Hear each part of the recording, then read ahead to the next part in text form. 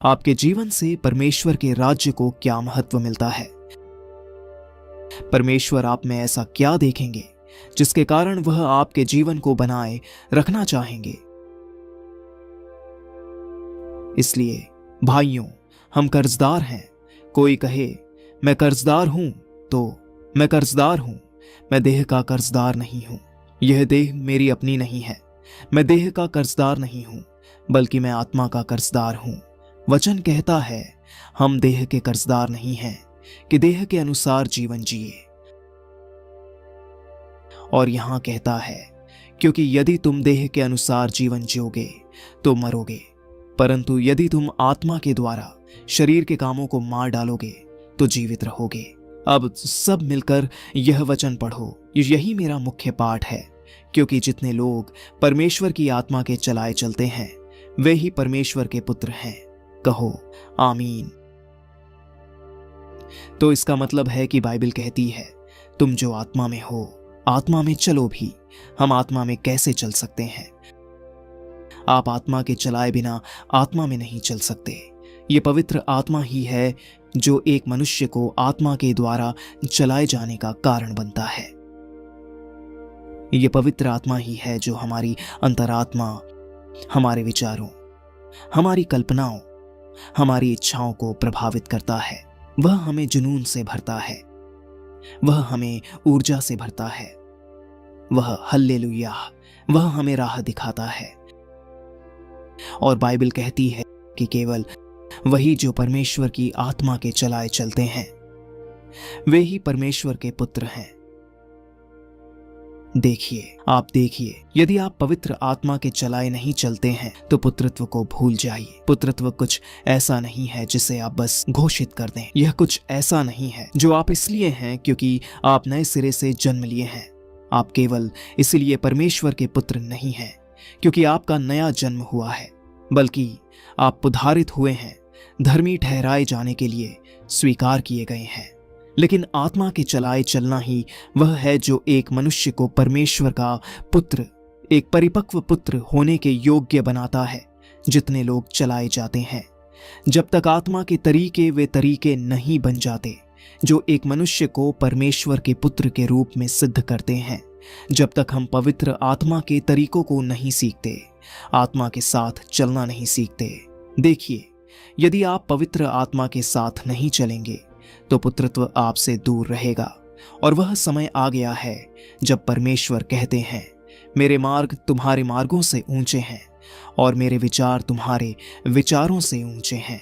दूसरे शब्दों में, यदि हमें परमेश्वर के पुत्र कहलाना है तो हमें आत्मा के मार्ग पर चलना होगा। हमें पवित्र आत्मा के मार्ग पर चलना होगा। हमें आत्मा के द्वारा चलाया जाना होगा। हमारे मनों में बहुत शोर है, बहुत भाग दौड़ है, बहुत दबाव है, बहुत विचारों का बोझ है। याद रखो, यीशु रोए थे। मैं प्रार्थना करता हूं कि तुम परीक्षा में न गिरो। मैं प्रार्थना करता हूं कि तुम इस अंतिम समय में भटक न जाओ। हे प्रभु, अब जब यह संसार अपने अंत की ओर बढ़ रहा है, सब कुछ समेटा जा रहा है, प्रणाली हर जगह समाप्ति की ओर जा रही है, समय पूरा हो चुका है। मुझे समझ नहीं आता कि तुम जो बातें सिखाई गई हैं उन्हें क्यों भूल जाते हो। मुझे समझ नहीं आता कि तुम अपने समस्याओं से ऊपर परमेश्वर के वचन को क्यों नहीं रखते। क्यों, जब तुमने सब सच्चाइयां सुन ली, फिर भी शैतान को अपने विचारों, अपने मन और अपने कामों को प्रभावित करने देते हो। स्मरण रखो, तुम स्वयं जिम्मेदार होगे, क्योंकि एक बार जब तुरही बजेगी और हम इस आने वाले अंधेरे में चले जाएंगे तो जिनके पास ज्योति होगी वही पृथ्वी पर आने वाले संकट से ऊपर उठेंगे। बाइबल कहती है जो लोग परमेश्वर की आत्मा के द्वारा चलाए जाते हैं वे ही परमेश्वर के पुत्र हैं। हाँ, जो पवित्र आत्मा के द्वारा चलाए जाते हैं वही परमेश्वर के पुत्र हैं। इसलिए पुत्रत्व की सेवकाई ही मसीह की विजयों का अंतिम प्रकाशन है। यानी वही मसीह की अंतिम और पूर्ण जीत का रहस्य है। मानव रूप में जब मसीह मानव रूप में आए तो उन्होंने कब्र पर विजय प्राप्त की, उन्होंने पाप पर विजय प्राप्त की, उन्होंने शैतान पर विजय प्राप्त की, उन्होंने अपने राज्य और हर स्तर, हर आयाम की विजयों को स्थापित किया। हमारे लिए मसीह की विजय की पूर्ण क्षमता को वास्तव में प्रकट करने के लिए यह आवश्यक है कि हम पवित्र आत्मा के चलाए चलें। पुत्रत्व पूरी तरह से पवित्र आत्मा के प्रति स्वयं को समर्पित करने का एक कार्य है। आत्मा में चलना और आत्मसमर्पण। अब कोई आत्मा में होते हुए भी आत्मा के चलाए क्यों नहीं चल सकता? कोई आत्मा में हो सकता है और फिर भी आत्मा के चलाए नहीं चल सकता। पौलुस ने कहा, यदि तुम आत्मा में जीवित हो तो आत्मा में चलो भी। तो आत्मा के चलाए चलना आपकी प्राकृतिक इच्छा के विपरीत जाना है। आत्मा के चलाए चलना आपकी प्राकृतिक लालसाओं के विपरीत जाना है। देखिए, मनुष्य का स्वभाव है, मनुष्य की भावनाएं हैं, मनुष्य की संवेदनाएं हैं। देखिए, यदि आप आत्मा के चलाए चलते हैं तो आप मनुष्य की इच्छा से ऊपर उठ जाएंगे, आप देह की इच्छा से ऊपर उठ जाएंगे, आप रक्त की इच्छा से ऊपर उठ जाएंगे। आप यह देख रहे हैं क्योंकि वे सभी इच्छाएं यह सुनिश्चित करने के लिए हैं कि आप परमेश्वर की आत्मा के अनुसार न चलें। इस अंतिम दिनों में हमें पुत्रत्व की आवश्यकता है, हमें परमेश्वर के पुत्रों की आवश्यकता है, शक्तिशाली परमेश्वर के पुत्रों की, जो मसीह के अधिकार को लेकर राष्ट्रों, गांवों, ठिकानों में प्रवेश कर सकें, अंधेरे की खाई से राष्ट्रों के विरुद्ध छोड़ी गई अदृश्य शक्तियों से लड़ सकें। हम बच्चों की तरह व्यवहार करना जारी नहीं रख सकते। हम क्रोध से भरे हैं, अपमानों से भरे हैं। आप जल्द ही मर जाएंगे, आप जल्द ही मर जाएंगे। मैं आपको बता रहा हूं, आप जल्द ही मर जाएंगे, क्योंकि आप असंगत हैं। जब आप तैयार नहीं होंगे तो परमेश्वर आपका उपयोग नहीं करेंगे। आप आज रात, मेरा सवाल यह है, परमेश्वर आपका उपयोग ऐसा क्या करने के लिए कर सकते हैं जिसके कारण वह आपके जीवन को बनाए रखना चाहेंगे? क्या आप उन लोगों से अधिक मूल्यवान हैं जो आज इस दुनिया से गुजर गए? एक कारण बताइए कि वह आपके जीवन को क्यों सुरक्षित रखें। मैं अभी पूछ रहा हूं, यदि अगले कुछ घंटों में मृत्यु आपके दरवाजे पर दस्तक देने वाली है तो मुझे एक कारण दिखाइए कि वह आपके जीवन को क्यों बनाए रखें। आपके जीवन का राज्य को क्या मूल्य मिलता है? क्या आप राष्ट्रों के लिए एक प्रभावी मध्यस्थ हैं? क्या आप लोगों के लिए करुणा दिखाते हैं या आप पाखंड से भरे हैं? अगर बाहर कुछ ऐसा आपका इंतजार कर रहा है जो आज आपके जीवन को समाप्त कर सकता है तो क्या होगा? मेरा सवाल यह होगा, परमेश्वर आप में ऐसा क्या देखेंगे जिसके कारण वह आपके जीवन को बनाए रखना चाहेंगे? अब इस सवाल का जवाब खुद को दें। ठीक है, सोचिए। यह कथन आपकी आत्मा में कुछ जागृत करने के लिए है। पवित्र आत्मा के साथ चलना और आत्म त्याग। हमें इन अंतिम दिनों में पवित्र आत्मा के साथ चलना सीखना चाहिए। आत्मा की इच्छा ही पवित्र आत्मा का मार्ग है, और आत्मा की यह इच्छा, जो निश्चित रूप से पवित्र आत्मा का मार्ग है, आपके प्राकृतिक मार्गों के विरुद्ध होगी। यह आपके विचारों के विरुद्ध होगी, यह आपके देह के विरुद्ध जाएगी। हमें इन अंतिम दिनों में अनुशासित होना चाहिए, क्योंकि देखिए, आप वैसा नहीं जी सकते जैसा आप 10 साल पहले जीते थे। समय बदल गया है। हम एक नाजुक समय में, एक गंभीर क्षण में, एक संकटपूर्ण समय में हैं। युग का अंत आ गया है। परमेश्वर अपनी आत्मा उंडेल रहे हैं। परमेश्वर पर्दे के पीछे कई लोगों को चुन रहे हैं। बच्चों को तैयार किया जा रहा है। वास्तव में मैं देखता हूं कि पवित्र आत्मा पुरानी पीढ़ियों को छोड़कर युवा पीढ़ियों को ढूंढ रहा है। मैं 8 साल 9 साल के बच्चों की बात कर रहा हूं। वे सबसे शुद्ध हैं जिनका वह अभी उपयोग कर रहे हैं। आत्मा में बहुत कुछ कर रहे हैं, क्योंकि जिसे हम सेवा कहते हैं वह बाबुली हो गई है। हर कोई उपदेश मंच चाहता है, हर कोई नियंत्रण करना चाहता है, हर कोई दिखना चाहता है। फिर भी अंत समय की सेवकाई दृश्यता के दायरे से बहुत दूर है। यह क्षेत्रों में कोई युद्ध नहीं है। यह भविष्यवाणियों का युद्ध नहीं है। भविष्यवाणियों का प्रकट होना, भविष्यवाणियों में बाधा, भविष्यवाणियों में देरी, भविष्यवाणियों के विभिन्न स्तरों के हमले।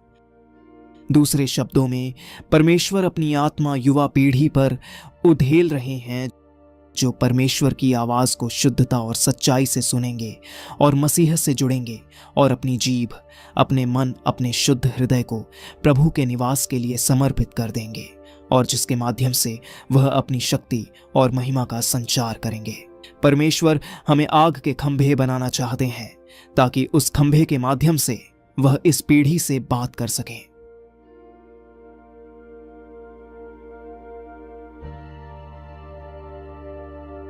बलिदान और क्रूस उठाना, इससे पहले कि आप आत्मा के चलाए चल सकें, इनकार की आवश्यकता होगी। एक निश्चित स्तर का समर्पण आवश्यक होगा। मनुष्य की इच्छा को मरना होगा, आपकी देह की इच्छा को बलिदान करना होगा। इस दायरे में, इस राज्य में बलिदान बहुत अनिवार्य है। बलिदानों के बिना पवित्र आत्मा के साथ कोई यात्रा नहीं है। क्रूस के बिना मसीह का स्थान लेने या उनकी किसी भी क्षमता, बुलाहट, योजना या अनंत उद्देश्य में उनका प्रतिनिधित्व करने के लिए कोई यात्रा नहीं है। आपको एक क्रूस उठाना होगा। एक क्रूस है जिसे आपको उठाना होगा। देखिए, यदि आप वास्तव में परमेश्वर के कामों में भाग लेना चाहते हैं, देखिए, विश्वासियों के दो समूह हैं। पहले वे हैं जो बच गए हैं, जिन्हें कोई फिक्र नहीं है, वे बस बच गए हैं, उन्हें राज्य की उन्नति की कोई परवाह नहीं है। और दूसरे वे हैं जो कहते हैं, ठीक है प्रभु, मैं उन बातों में आपके साथ सहयोग करना चाहता हूं जो आपके हृदय में हैं। यदि आप सचमुच प्रभु द्वारा उपयोग किए जाना चाहते हैं तो यह मार्ग स्वीकार करना होगा। बलिदान का मार्ग, समर्पण का मार्ग, आज्ञाकारिता का मार्ग, यह वह मार्ग है जहां आप कहते हैं, प्रभु, मैं आपके रास्ते पर चलूंगा।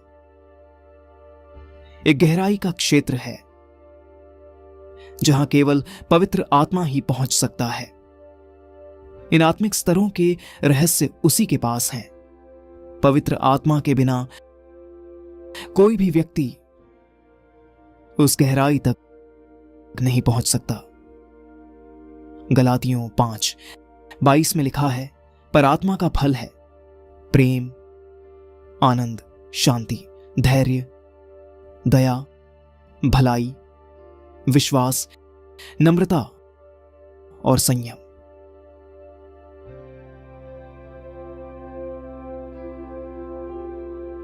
अब यूहन्ना 14:17 में यही और स्पष्ट है, यह सत्य का आत्मा है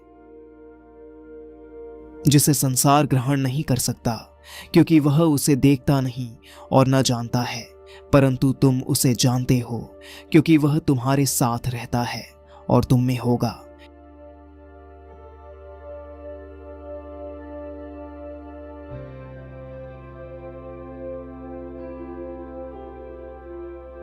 इसके लिए परमेश्वर की स्तुति करो। यहां सत्य का आत्मा का अर्थ है यथार्थता का आत्मा, क्योंकि वही मसीह की सच्चाई और वास्तविकता का आत्मा है। मसीह ही परमेश्वर की सच्चाई है। इसलिए यदि हमें मसीह की वास्तविकताओं में चलना है तो हमें मसीह की आत्मा की आवश्यकता है, यानी सत्य की आत्मा की। यीशु मार्ग है। उस मार्ग पर चलने के लिए हमें आत्मा के मार्गों को समझना होगा, क्योंकि पवित्र आत्मा के द्वारा ही हम मसीह के मार्ग पर चल सकते हैं। बाइबल कहती है कि मसीह सत्य है, इसलिए सत्य की आत्मा है। मसीह जीवन है और वही जीवन की आत्मा है। रोमियो की पुस्तक कहती है कि मसीह यीशु में जीवन की आत्मा ने मुझे पाप और मृत्यु के नियम से मुक्त किया है। हम कहते हैं कि यीशु की उपस्थिति में हमारा जीवन है, पर वास्तविकता तभी प्रकट होती है जब हम पवित्र आत्मा के साथ चलते हैं, जब हम पवित्र आत्मा द्वारा नेतृत्वित होते हैं। तभी मसीह की वास्तविकताएं हमारे जीवन में स्पष्ट होती हैं।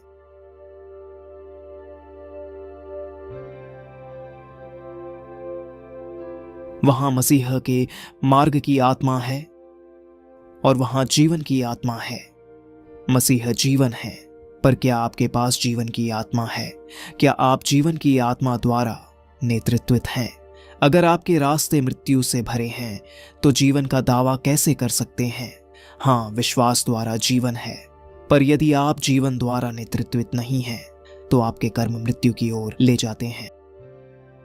आपके कार्य अगर मृत्यु लाते हैं तो आप जीवन के मार्ग पर नहीं हैं।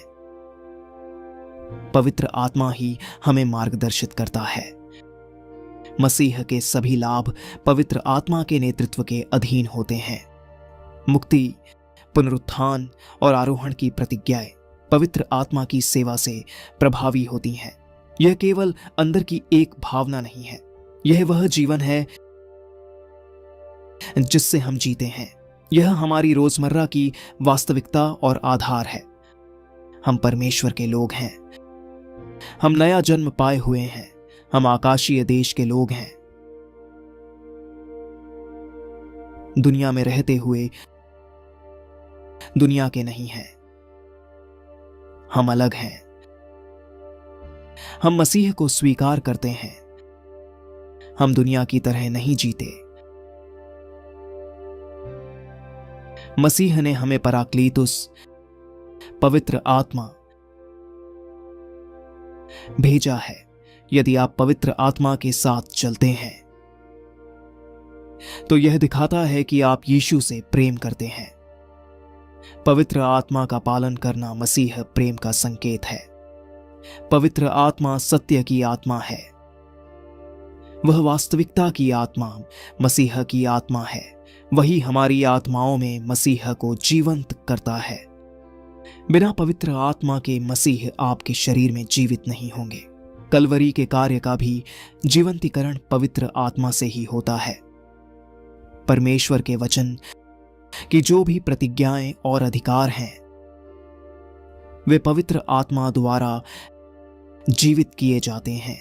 पवित्र आत्मा की सक्रियता पर आशीषें निर्भर करती हैं। जिस मात्रा में पवित्र आत्मा आपको जीवित करेगा उसी मात्रा में परमेश्वर की कृपा और आशीषें आपके ऊपर प्रकट होंगी। आत्मा के मार्गों पर चलने का फल पुत्रत्व है। जब वह दिन आएगा तो परमेश्वर की तुरही बजेगी और वह कहेगा, यह मेरा प्रिय पुत्र है जिसमें मैं प्रसन्न हूं। सारी सृष्टि, दिखाई देने और अदृश्य शक्तियां, हर आयाम यह सुनेंगे। आप आत्मा के मार्ग के अंत तक पहुंच चुके हैं और आपको परमेश्वर का पुत्र घोषित किया जाएगा। ये पाने के लिए हाथ रखने से नहीं होगा। यह एक यात्रा है। यह परमेश्वर के साथ चलने की यात्रा है। क्या मैं आमीन सुन सकता हूं? क्या आप कहेंगे आमीन? चैनल को सब्सक्राइब करना न भूलो और शेयर करें, क्योंकि परमेश्वर का वचन जीवन बदलता है। और याद रखो, सब कुछ, सब सामर्थ, सब महिमा यीशु ही की हो। आमीन।